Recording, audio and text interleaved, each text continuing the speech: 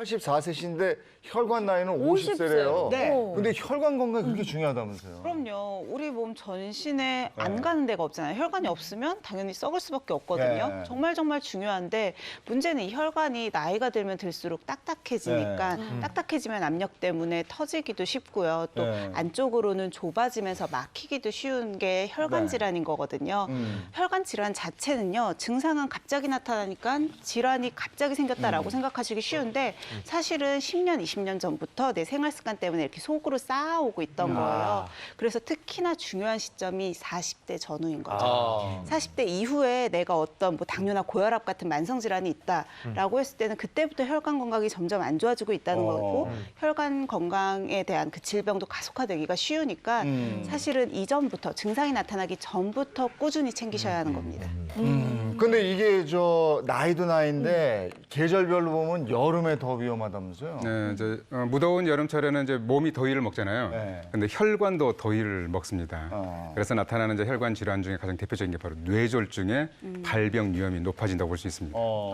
아니 보통 뇌졸중 환절기나 겨울에 많이 오는 건 줄 알았는데요. 네, 뭐 일반적으로 이제 그렇게 생각할 수 있는데요. 이제 건강보험 심사평가원의 통계 자료를 보면요.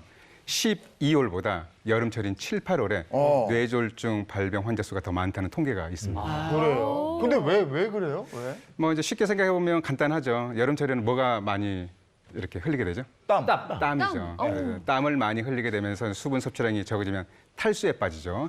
탈수에 빠지게 되면 가장 문제가 되는 게 혈관 안에 수분이 부족해지는 거예요. 그러면 혈액의 점도가 높아지기 때문에 혈액이 끈적거리면서 예. 혈전이 많이 만들어집니다. 근데 이 혈전이 이렇게 혈관 안을 돌아다니다가 이 혈전보다 직경이 작은 혈관을 만나면 막히죠.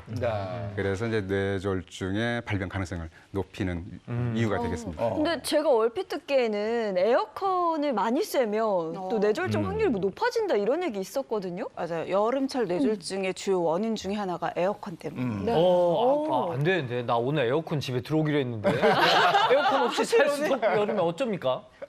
그 에어컨을 너무 세게 틀어놓으면 안 된다는 거죠. 그러니까 보통 우리가 뇌졸중 하면 환절기나 겨울을 떠올리시는 이유가 날씨가 갑자기 추워지게 되면 혈관은 수축을 하겠죠. 그러면서 이제 혈압이 높아지니까 혈관 질환이 걸릴 가능성이 높아지는 건데요. 여름철 뇌졸중은 조금 기전이 다르다고 생각하셔야 돼요. 우리 한동안 선생님 얘기하신 것처럼 탈수 때문에 수분 자체가 부족해지면서 혈액은 끈적끈적해지고 수분량도 혈액량도 줄어들게 되겠죠. 근데 날이 확 더워지게 되면 혈관은 확장을 하거든요. 그럼 혈액량은 줄었는데 파이프는 넓어진 거예요.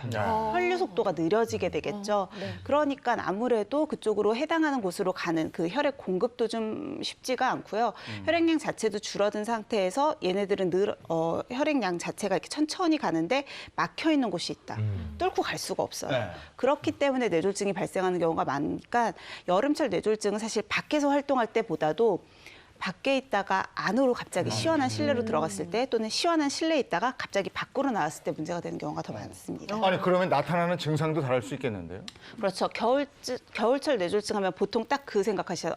하고 쓰러지시는 거죠. 맞아요. 네. 여름철에는 그렇게 갑자기 쓰러지신다기보다는 어지러운데 머리가 아픈데 뱅글뱅글 돌다가 쓰러지시는 경우가 더 많아요.